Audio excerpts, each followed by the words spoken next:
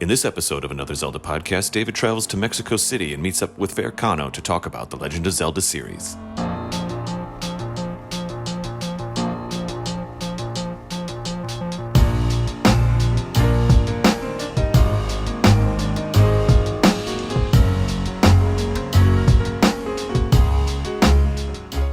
Hello and welcome to Another Zelda podcast. I am your host today, David Geisler, and for the first part of this episode, I'll be the only person on the mic.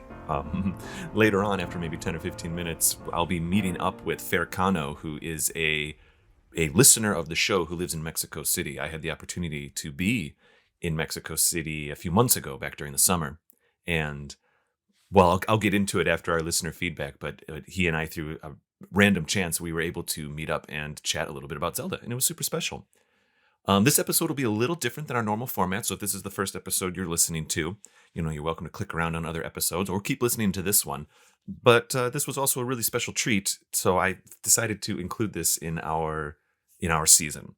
First of all, I think I'm going to get to some listener feedback.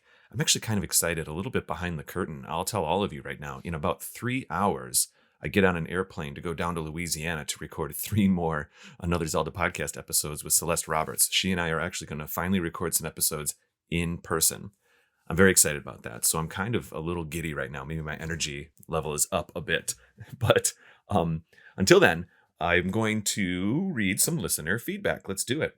So let's see. The first one here that I would like to read, here I'm pulling it up on my iPad, is this one's kind of a fun one. This is back from the Hyrule Fantasy episode back in season 1. It was episode 14, and Ricardo Mata here said over on YouTube, left a comment. Ricardo said, "Discovered this 5 days ago, and I'm listening to at least 2 a day. This episode so far is my favorite, though the items episode was a close second. I remember spending so much time playing the first game when I was young." Yeah, that's awesome. I enjoyed making that episode, the Hyrule Fantasy. Once a season, we try to do what I call a behind the scenes episode, where I do a little bit of research on the making of one of the games, and then I try to kind of dictate that story back to our audience, my findings, my research. And I don't know if we've had one in season 5. Interesting. I feel like I'd really love to do a Wind Waker one. I think that would be very interesting, because that came right after. That was the same team that worked on Majora's Mask, but they had a new engine. Quite frankly, even switching to the Twilight Princess making of would be kind of neat, because they used the same engine as Wind Waker, but then changed up a bunch of stuff. Anyways, maybe I'll set something like that up for season 6. For now, thank you so much, Ricardo, for your comment. And I'm going to move on to the next one here. Oh, this is a bit of a long one, but I'm going to read it anyway. So this is from Soso. And they said, "I really love this podcast. I'm a stay-at-home dad with a nocturnal 1-year-old among another kid and one on the way. With that said, I spend a lot of time alone, not to mention COVID. To be honest, it's kind of awesome because I can stay up all night and spend every moment with my little one. Baby days just don't last long enough, and play games.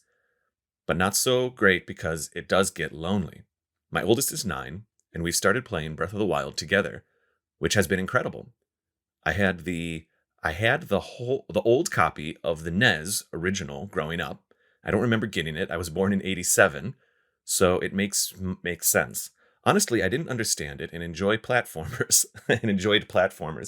Eventually, way later, I played through the Nintendo 64 titles, but never really gave any of the other games a chance. Breath of the Wild has rejuvenated my interest in the series, and I'm planning on digging back into a bunch of the other games. I really want to thank you for the podcast you all put together for us. First of all, it's an amazing piece of work, and the fact that you're just fans and not experts does make it so friendly and easy to listen to. It's not pretentious at all. Video game content can get a little up its own rear end, I'll say. You cats really come off as a couple people hanging out with me late at night, and it quells the loneliness quite a bit. To be honest, I haven't been listening for long, but I've listened to a ton of episodes by now, and I really do feel like I've got some friends, in quotes, up all night with me. Aw. Bonus points for the fact that you guys bring up Community a ton. It's my favorite show ever, and I remember an ex making fun of me because I liked watching the commentary, as it felt like I was watching the show with friends. I think it's done airing, but Dan Harmon has a podcast called Harmontown 10 out of 10 stuff. It's about nothing and it's pretty perfect. Stay groovy. And I'm so stoked I found your podcast. Well, so that's awesome. Thank you so much for the comment. I don't have in my notes here, I don't have what the source was where this was submitted. It looks like it could be an Instagram direct message. Yeah, raising kids, it can be pretty intense. I understand. I haven't done it, but my sister has 3, my nieces and nephews who I love very much. And I also listen to podcasts late at night when I'm working. I listen to podcasts when I'm walking to school.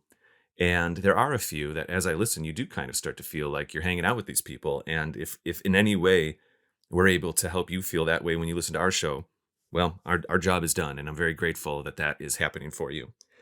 Yeah, I absolutely encourage you to check out Wind Waker, Twilight Princess, even Skyward Sword, because they are fun. It's interesting. All 3 of those, Twilight Princess, I often say, is my favorite Zelda game, not counting Breath of the Wild. And because it's hard because Breath of the Wild's almost its own category at this point. Anyways, I digress. It was interesting what was going on with Zelda games during the early 2000s, Wind Waker to Twilight Princess to Skyward Sword. People still looked forward to the games, but I did feel like I remember not buying Skyward Sword the day it came out. I bought Skyward Sword a couple years later at like a used video game store because I kind of almost bought it out of obligation. I was like, well, I guess I have to have the next Zelda game. And I love Zelda games. And I really liked Twilight Princess. But I think a lot of the Zelda games did start to the community or the energy around them. There was a lot of energy around Twilight Princess because it came out with the Wii, even though we say all the time it's actually a GameCube game. It was sometimes people joked about the Wii in the early days. I remember people joking about it just being their Twilight Princess player. And when Twilight Princess came out on the Wii, I remember critically at least that it was very well received. So I encourage you to go back. If you can, Twilight, I know it's all just Wii U stuff these days, but Twilight Princess HD is pretty good. If you can play it on the GameCube, I highly recommend that. If you can track down a GameCube and a controller and a disc, I actually think that that's... The only thing is that on the GameCube, the right C-stick is the view, the camera controls are inverted because that's what was very popular back in the 2000s. And these days, I think everybody's kind of transitioned to non-inverted controls. Anyways, so thank you so much for messaging us. And I'm going to move on. Oh, this one's on YouTube. Oh, this was from our Princess Zelda's episode. And Crystal Bell 87 said, great episode. This is the Princess Zelda's episode that I recorded with Mallory Kuhn. Great episode. I absolutely love the great content you guys still managed to come up with despite being 5 seasons deep. My personal favorite Zelda is Skyward Sword. Well, there we go. I find her to be such a strong character. Oh, my personal favorite Zelda, like Zelda, the character. Such a strong character. I personally feel was equally as responsible for defeating Demise as Link himself. Yeah, I agree.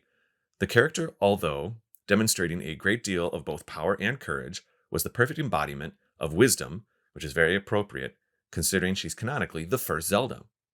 A close contender would be Breath of the Wild Zelda. I found her story so tragic in every way, and I really felt for her. One thing I wanted to add to your comparison of Tetra and Ocarina of Time Zelda is the damsel in distress element. As Sheik, I remember I think we did speak to how in Wind Waker and Ocarina of Time, at a certain point, unfortunately, Zelda, basically gets trapped in a crystal, basically becomes a damsel in distress, even though she's really strong in the beginning. So let's see what Christabel 87 here has to say. As Sheik, she spent the past 7 years training as a ninja warrior, yet after putting the princess outfit back on, she has trouble even running down a few flights of stairs unaided as the castle is collapsing. It's true. Couldn't she have backflipped from the walls and done a few somersaults or something to assist the escape? I agree, Christabel. Or even lent a hand to ward off some of the enemies? Her ninja training has led to this moment, and it seems like a little bit of a fail, to be honest. Anyway, guys, love the show. Keep up the great work. Okay, bye. Yeah, I suspect, I love Zelda as Sheik. I love that being Zelda's story. And I have a kind of a behind-the-scenes suspicion that while Ocarina of Time was being developed, that Sheik was not originally going to be Zelda in disguise. I think things would have gone a little differently in the story. Maybe things would have gone a little bit differently in the design of the character if they had planned that from the beginning. I kind of feel, I have no evidence and no information on this, but it just feels that way when you kind of read between the lines as you play the game and you think about the development cycle of the game. And because I do know a little bit about how everything came together, and there were 3 or 4 or 5 major changes to the game as they were making the Zelda 64. As we learned in our Zelda 64 episode, which was kind of our behind the scenes episode for Ocarina of Time. You're absolutely right.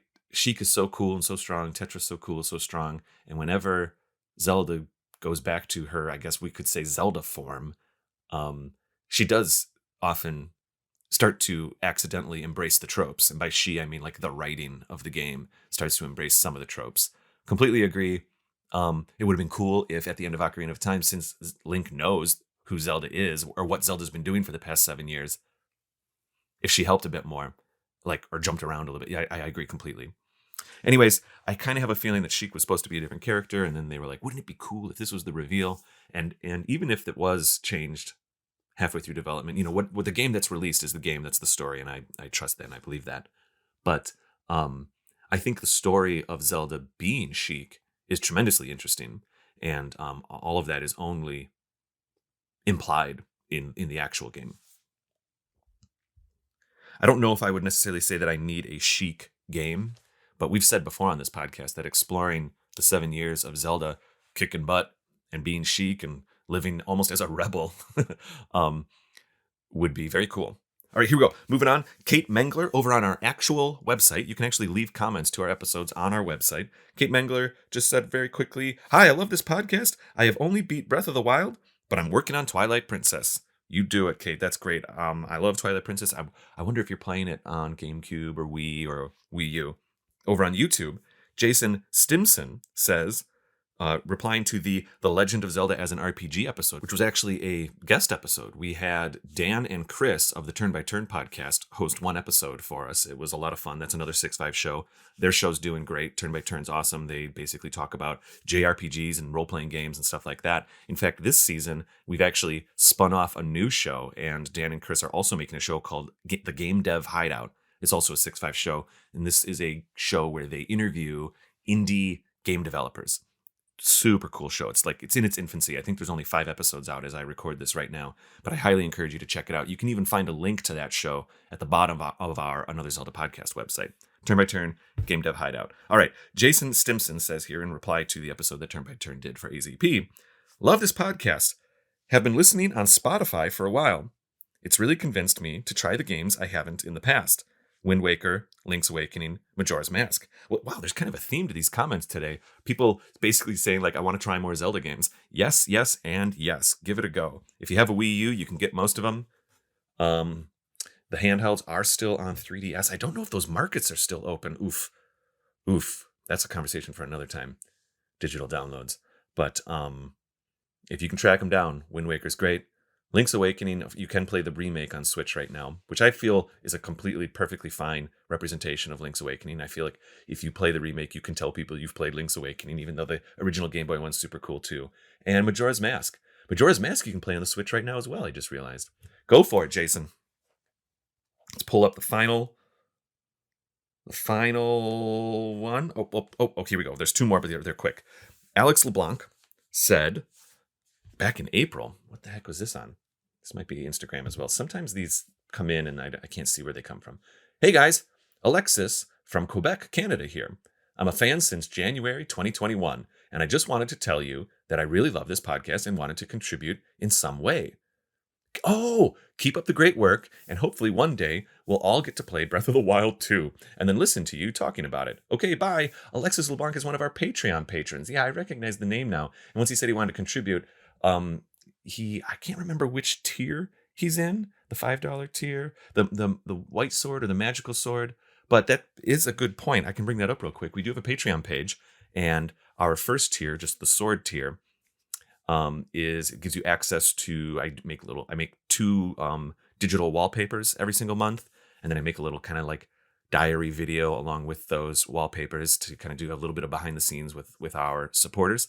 Then the next tier up gives you a Patreon specific episode of each version of each episode, which comes out a week early. And I also do a little bit of a personal intro on those shows. And then last but not least, our top tier, the Magical Sword tier, we actually set up a camera while we record the episodes and kind of without editing. So sometimes, once in a while we might get interrupted by a dog barking, or someone might have to sneeze or whatever.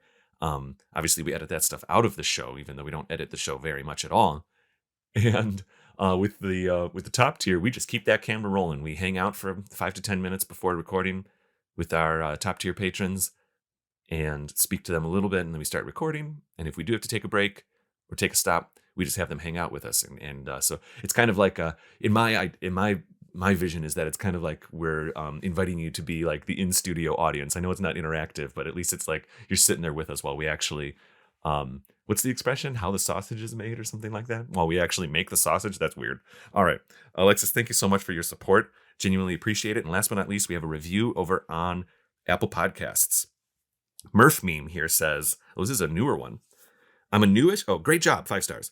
I'm a newish Zelda player and love the podcast, and David and Kate's reviews are amazing. I like to listen to it as I go to bed. I'm mostly a Switch player, but I've played a few different consoles. And then in all caps here, thank you for the dedication and hard work. Kate, I will quote you. Bye. By the way, if you can, please shout me out as Murph Mania. That's right, Murph Mania. I'm wondering if that is Murph Meme's Twitter account. Maybe we can all find out. That's MurfMania. Murph Mania, thank you so much for that review. The reviews on Apple Podcasts are the most important way to support the show. Apple Podcasts, they pay a lot of attention to, the algorithm pays a lot of attention to if there's listener engagement via reviews. So we always appreciate people doing that. All right. Let's get into this. I'm going to transition here a little bit. This is me on the mic, and I'm going to transition to a little storytelling piece that I put together about my journey to Mexico City and how I met up with Fer Cano. I hope you enjoy.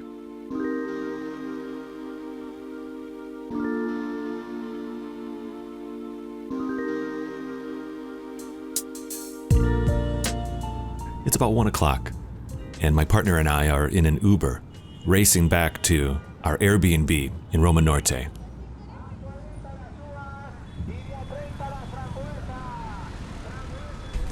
We're racing back because we have an appointment, one that we didn't actually plan for.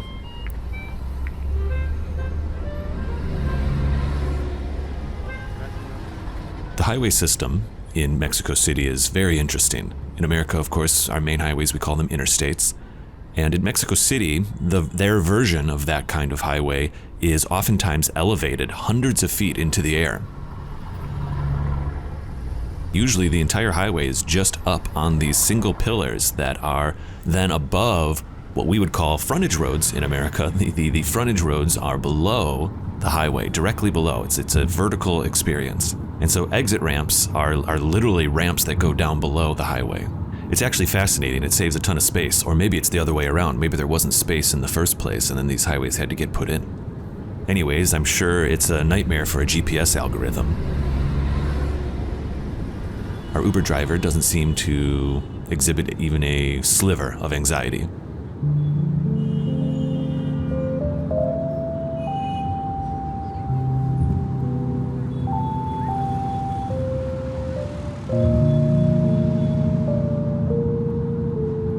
It's interesting when you're up here on the highways, because you actually get a really good view of the city and the mountains that surround the city.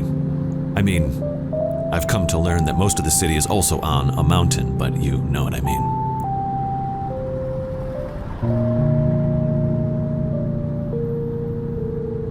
So I'm sitting in the back seat with my partner in this tiny little vehicle as it rushes down the highway. I have to duck down a bit to fit into the back seat because the ceiling is a bit low. We'll be meeting with someone that I'm very excited to meet with. I think it was as much of a surprise for him as it will be for me that we're actually going to have a chance to get together and chat. You see, my partner and I, we've been in Mexico City for about a week now. It's my first time here, and I suspect we're doing all the classic things. We're checking out coffee shops and restaurants and museums and all of that.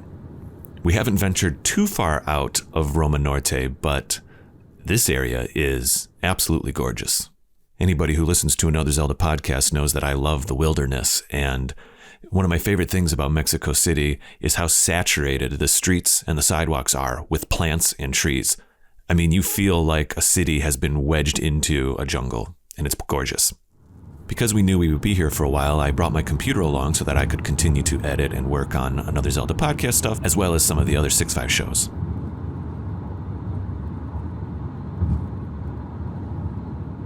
One afternoon, a few days ago, I had a deadline to hit, and so my partner decided to go out and check one of the museums in the area, and I stayed back in the Airbnb and edited. The Airbnb was absolutely beautiful. It had a little office area that was kind of a library, and that's where I set up my computer. You know, editing takes a couple hours, and sometimes you take a few minutes to take a break, walk downstairs to get a cup of coffee. Sometimes you just need to stretch your legs. Well, during one of the computer exports, I had a few minutes, and I decided to spin my chair around and take a look at all of the books that were on the shelves in this little library area that I was working in. A lot of different books on these shelves, but I finally found an area that focused on quantum mechanics. One particular book caught my eye. It said something about how science and art are very similar, and I feel that science and art are very similar, even though I think sometimes people can accidentally think that they're polar opposites. Anyways, I posted a quick Instagram post about it, and I probably included the location that I was in Mexico City, and a few minutes later, I received a reply from someone who I didn't know, and the reply basically said, "Welcome to Mexico City," and inquired a little bit about what things I had seen so far. We started to chat back and forth a little bit, and I learned that this gentleman was a listener of another Zelda podcast. And I've had a few experiences here and there now. In Chicago, sometimes I'll get recognized. One time I was in an airport and someone heard me speaking, which is kind of made me think about the fingerprint of my voice, but I got recognized, and that was really cool. Well, tons of fun. And the most exciting thing about having random connections with people who listen to the show is that you get to hear their stories. You get to meet them and get to have more conversations, which is honestly a treat. I think I can easily say that I'm actually more excited to meet people who listen to the show than perhaps they are to meet or recognize me, because we put a lot of work into this show, and we do it to celebrate the community of people who, love Zelda games.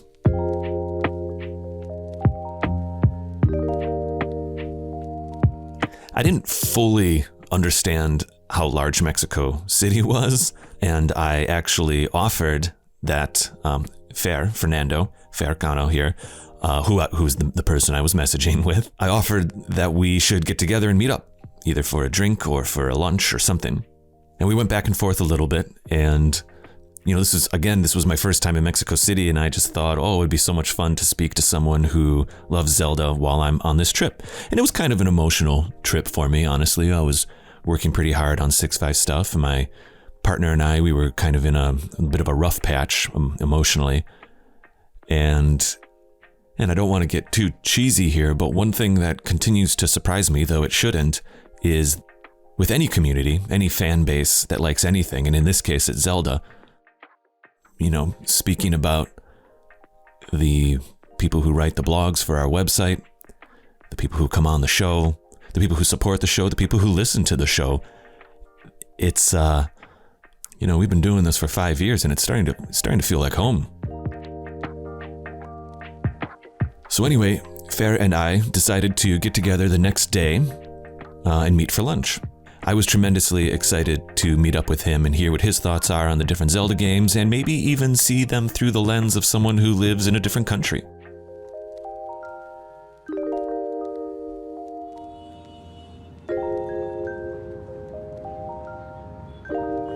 So we're back in the car, we've gotten off the highway, and we're just a few blocks away from a restaurant that my partner and I will be meeting Fer at, which is about a block away from our Airbnb. I feel a little bad because, again, like I said, we're about 15 minutes late. It's just kind of what happened as we were trying to leave the museum and catch our Uber and take the ride back to this neighborhood. We get out of the car, and I cross the street, and I can see a gentleman standing very politely at the corner of this restaurant. And I think I learned later that he had actually gotten there a little early as well. So poor Fer, I think, was standing on that sidewalk for about a half an hour. Anyways, we walked up to him, and I couldn't help myself. I gave him a big old hug. We found a table out on the street and sat down. It's just fun. It's like you know, I didn't even know this man, but you almost feel like you're friends just because you have a common bond through enjoying, I mean, frankly, anything. And again, in this case, Zelda. I have a cousin who also listens to your, well, kind of listens to your podcast. I can see why the community aspect of fandom groups can be so strong. This is my partner and I, this was our final day in Mexico City. And so we were actually, after this lunch, we needed to get another Uber and get to the airport to fly back to America. And I'm so grateful that Fer made time out of his schedule, because I think I learned he had to move a few things around to meet up with us. And I'm tremendously grateful. So we ordered a little food. We got to chatting. And after we finished our meal, we pulled out the one microphone that I had. I handed it to Fer, and we started to talk about Zelda.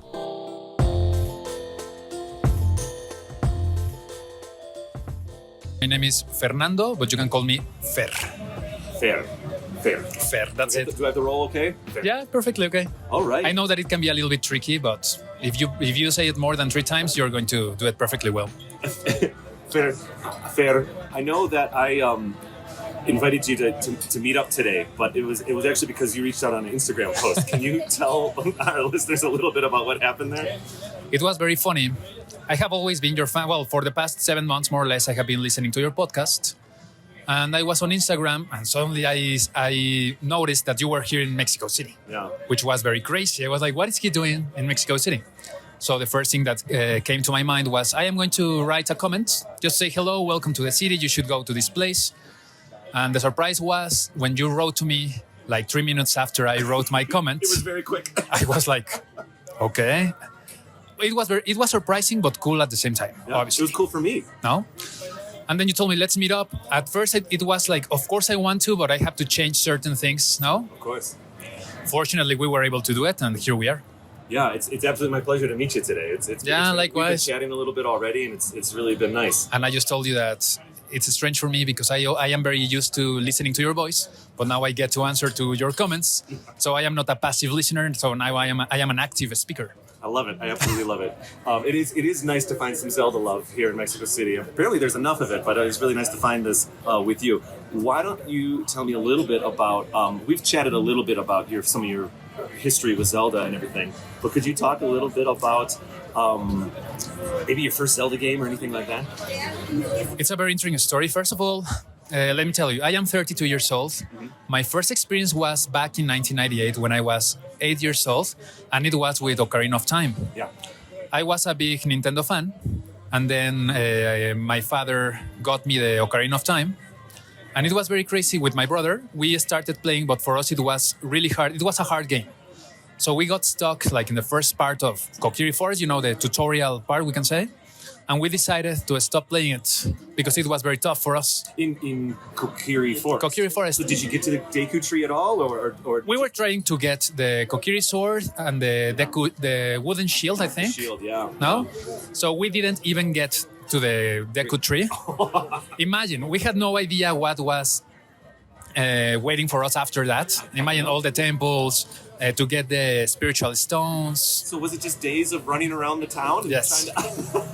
And that was in 1998, so we couldn't just Google it. Yeah. I mean, there were some guides, but they were not as available as they are now. Yeah. Right? So we gave up on the game. And 2 years later, we decided to give it another try. And it was a very different story. And I started watching my brother playing Ocarina and Majora's Mask. Oh. And I was a passive viewer, but I really enjoyed it. So it's like you're playing together, but the controller's in his hand. Absolutely. Yeah, got it. I didn't play. Got it. I mean, Zelda is nice. It can work that way. Yeah, it's like a movie. Sometimes. So, because I also felt that it was a hard game. And I didn't know how to deal. And this is real. Like the frustration of not getting like the small key to open the next door for the next area in the dungeon. So my brother, he was more patient than me because you need patience. Yeah. You need patience. And that was it. So that was like my first experience with Zelda, with Ocarina of Time, and then 2 years later with Majora's, but as a passive viewer. As a viewer from Majora's Mask as well. Yes, with both games. So that was the introduction, was 3D Zelda games. And then did you, I know we spoke about Wind Waker a little bit. You found that as well, I think, on your own, right? Actually, the first game that I actually played was Wind Waker in 2002 when my father bought the Nintendo GameCube. Oh, right. And I played the Wind Waker, and it was a amazing experience. First of all, like a lot of fans, we were surprised by the graphics because it was very different, but I loved it. So we can say that I overcame the fear of not knowing what to do. No? Yes.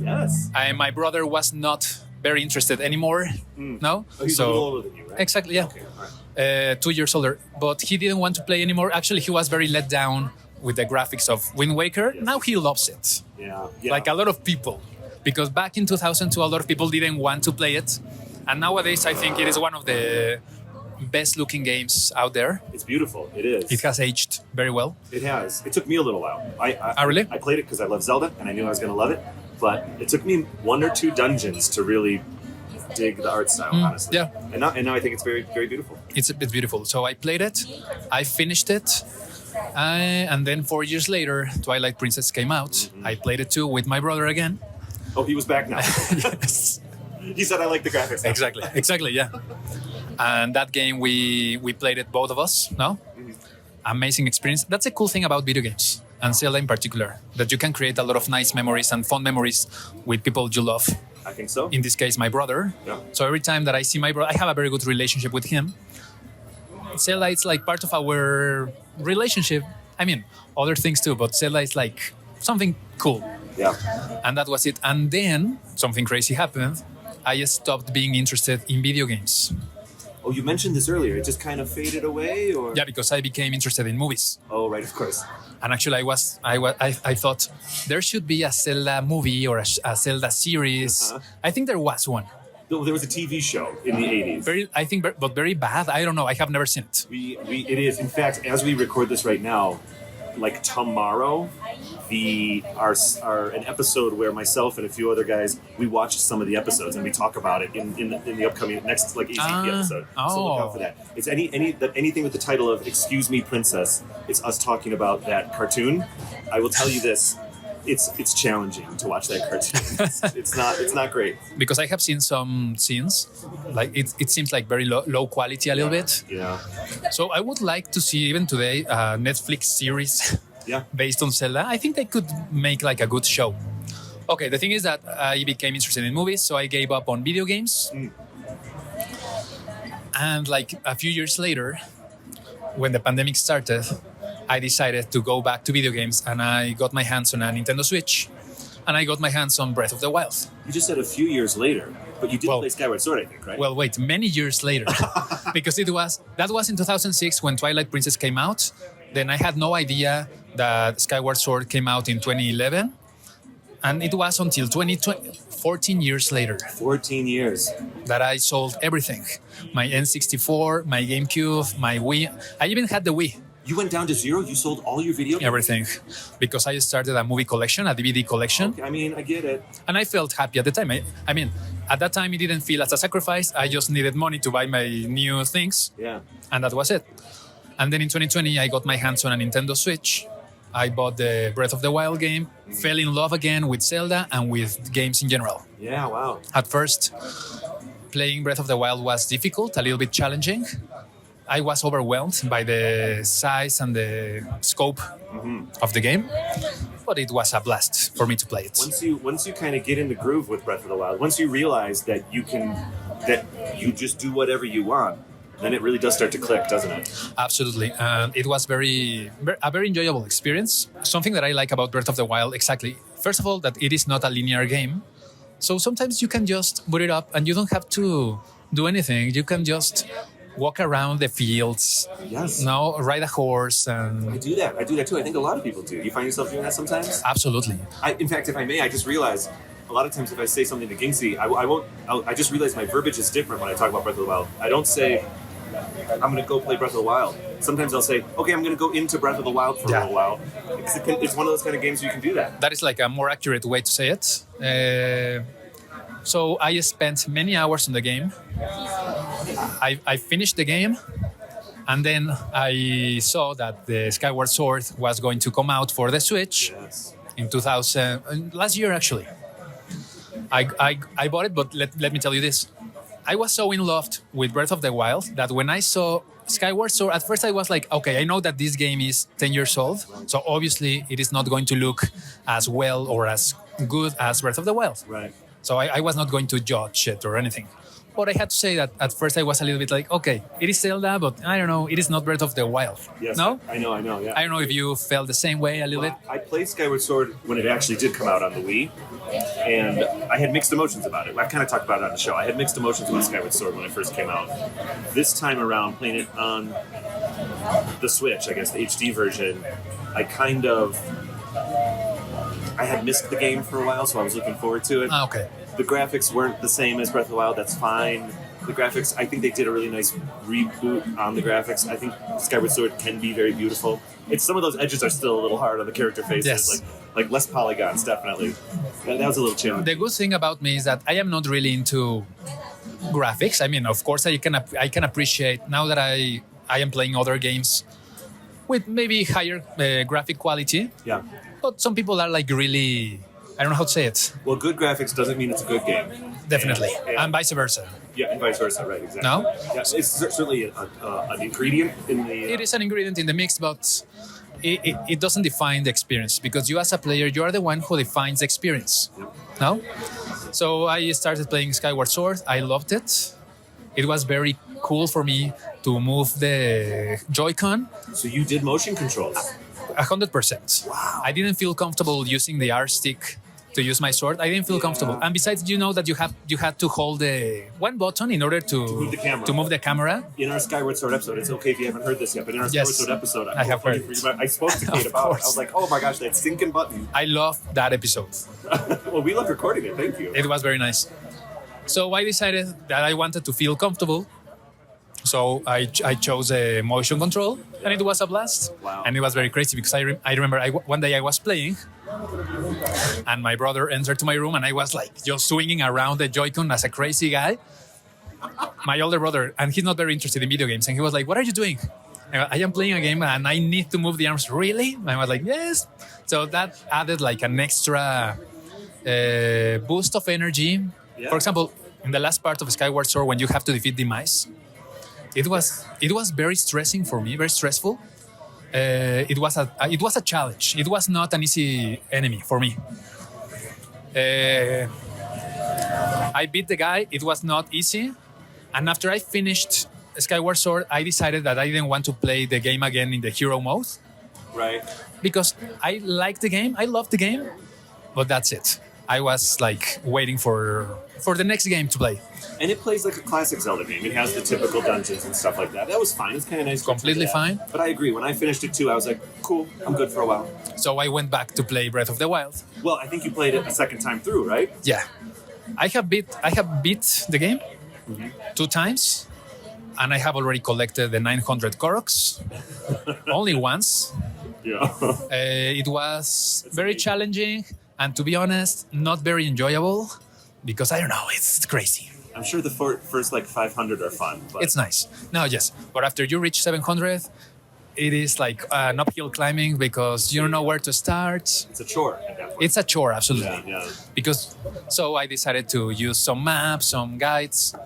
But let me tell you, when I finally finished collecting them, the satisfaction was really big. Wow. So it was worth it in the end. Yes, totally. Even though you know what you receive after you finish Oh, yeah. collecting the them. Little Jake The little Pooh. exactly.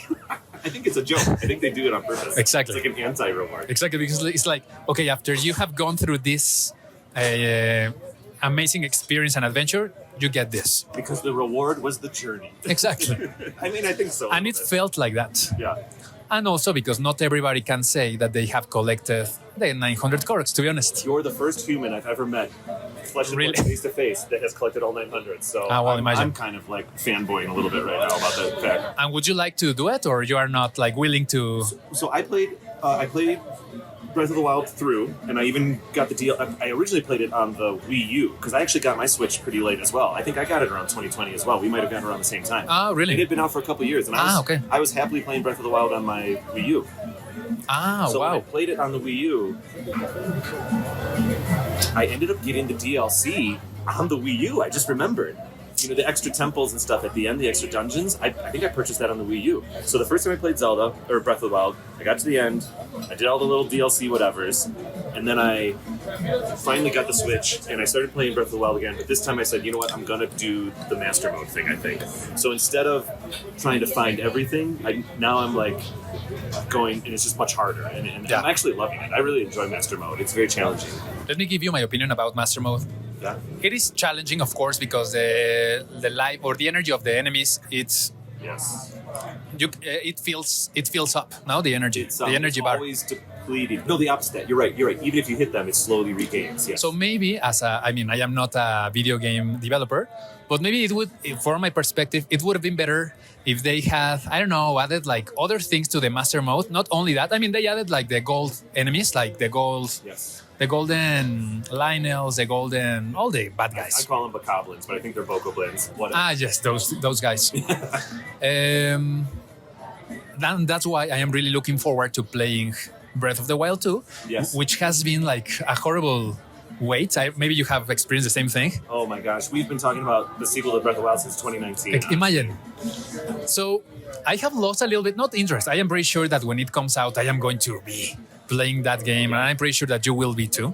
I'll be very excited to play it, yeah. But Breath of the Wild was like a turning point for me when it comes to video games, because I know the game has set like a very high bar. I don't know if that's correct. So now I have been playing other similar games, which I am pretty sure when they were developed, they were based to a certain extent.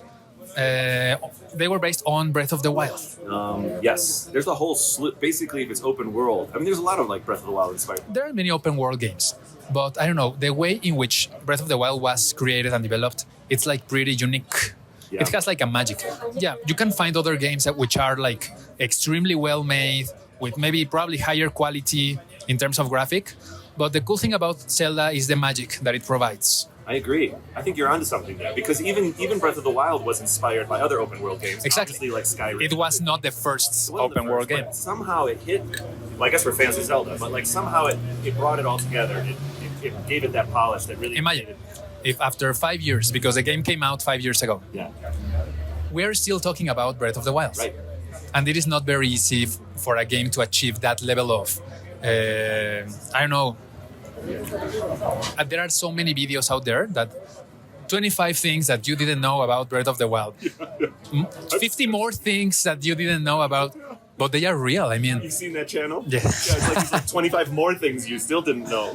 And the crazy part is that, I mean, they are showing these new things, no? Which is extremely good. So it is very, very interesting.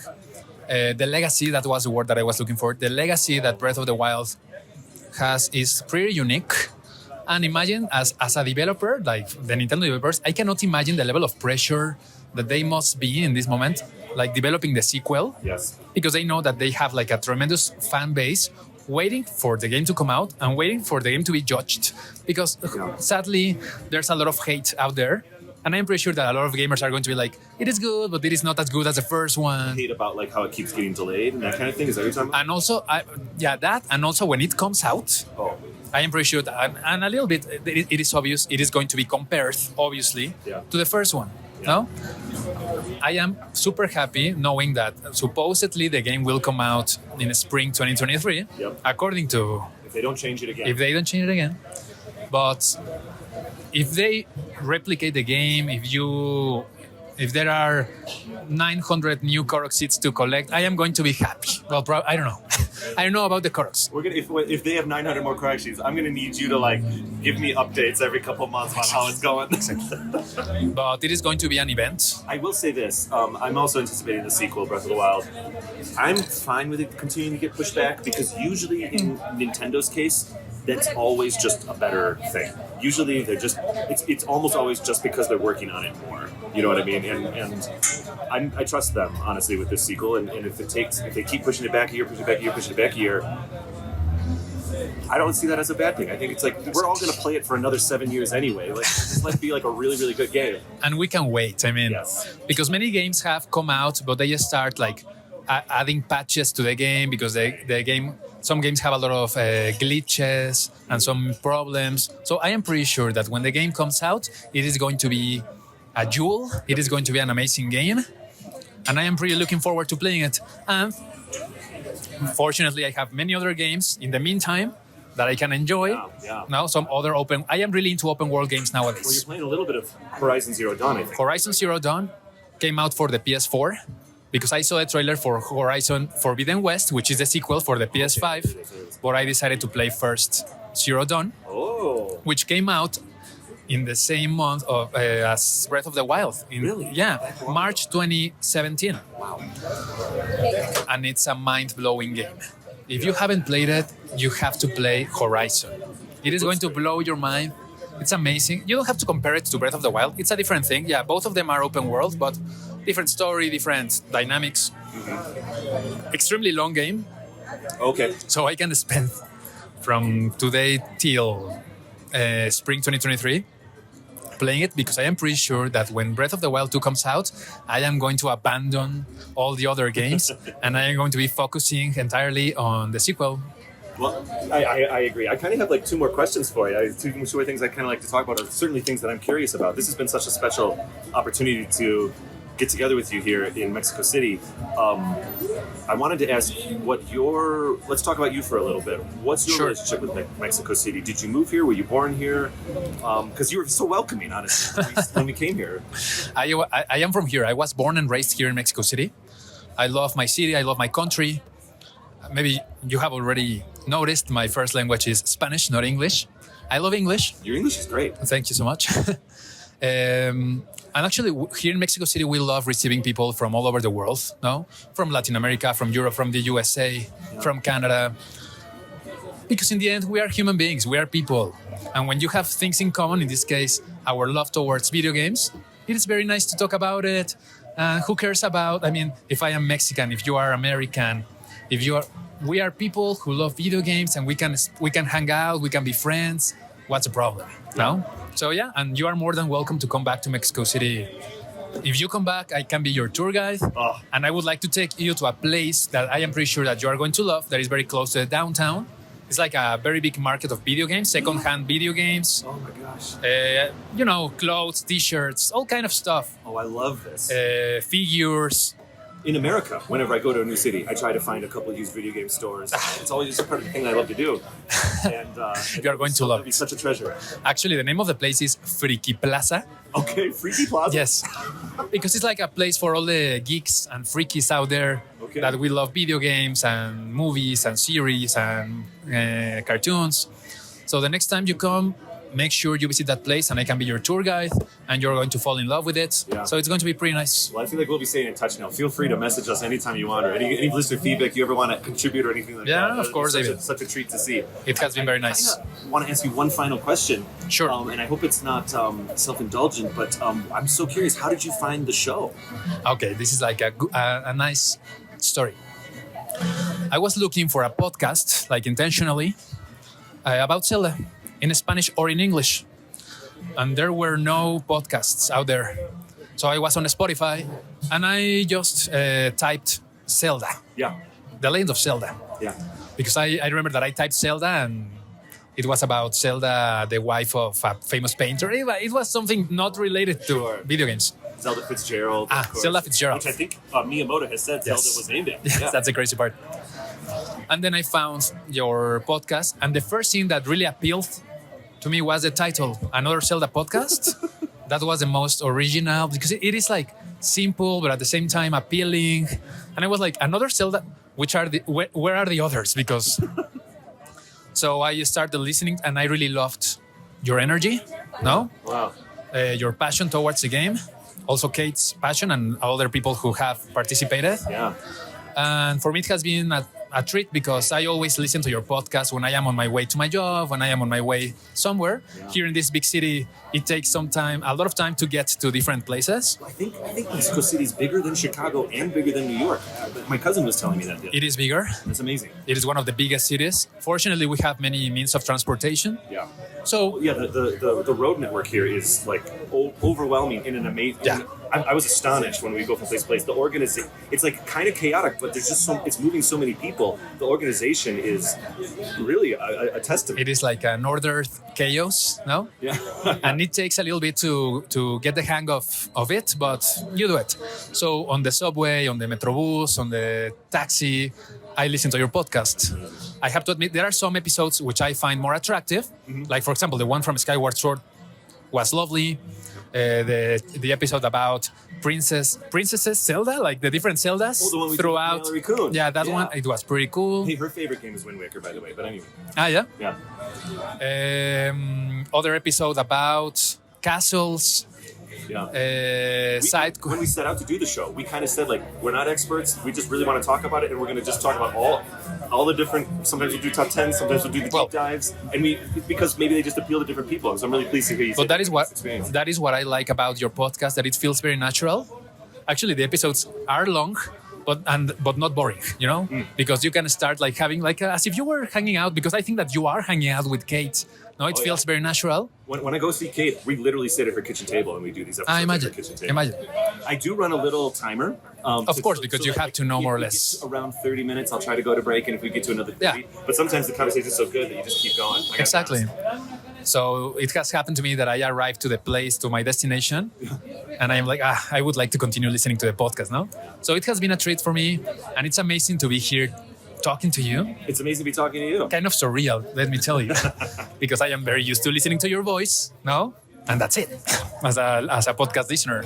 But now I get to respond. It is challenging for me because English is my second language, but I feel very comfortable speaking now, and I think that you're understanding most of the things that I am saying. I think I'm understanding every single word you're saying. I'm serious. That's good, and I am understanding all the things that you're saying. So it has been a pleasure, David. That's awesome. That's awesome, dude. Thanks so much for reaching out, and thanks so much for because it was really me. I mean, you said some nice things on Instagram, and I was just so excited to be in Mexico and learn about another Zelda fan that I was kind of like, oh, let's make sure we can get together. Let's meet up. And I was like, I was almost a little pushy. I was kind of like, well, what about Thursday? What about Wednesday? And you were not pushy. Actually, you were like, I felt your excitement, and I was like, let's do it. Heck yeah. No, so I had to cancel a couple of things. Oh my goodness. Nothing serious, which I was able to move them for tomorrow. Okay. And that was it. Well, thank you so much for your time. It's really been fun hanging out today. And thanks so much. I feel like I've made a friend. You have made a friend. Yeah. Now you have a friend here in Mexico City. It's amazing. And when you want to come, you have open arms, no? Yeah. So welcome back whenever you want. Anytime you're curious about Chicago, I am curious about Chicago. Thank you so much. Wow. Well, thank you so much for this conversation. And I think that's great, man. Perfect. It's awesome. I want to thank Fer again for his time and his thoughts and how he rescheduled his day to meet up with us. It was, I think I was more excited to see him than he was to see me, perhaps. But, I digress. It was an absolute treat, and I always enjoy meeting other Zelda lovers wherever I go.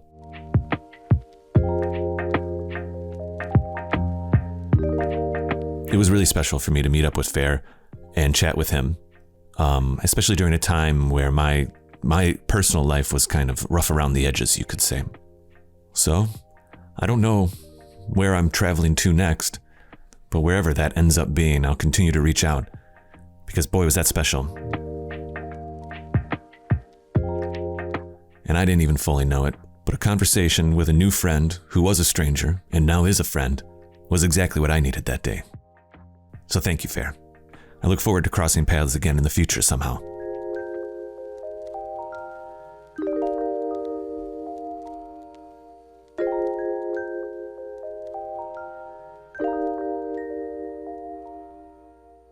All right, well, I hope you enjoyed the episode. I know I certainly enjoyed making it. Remember, you can find the show at anotherzeldapodcast.com. You can find us on Twitter at Another Zelda Pod, Instagram, Another Zelda Podcast. Just search Another Zelda Podcast on Facebook, YouTube, Apple Podcasts, Spotify, Google Podcasts. We're on all the things. And you can go to our website to check out some of our blog posts. We just had a couple guest writers. I know David Lopez just put a piece in. If you like the show, remember you can leave us a review on Apple Podcasts. That certainly helps a lot. You can find a few other things on our website, like links to our merch and also our Patreon page. All right, everybody, I hope you had a nice time. And next week, I believe it'll be Celeste and I talking about something, but it'll be the first time we ever record in person. So I'm very much looking forward to that.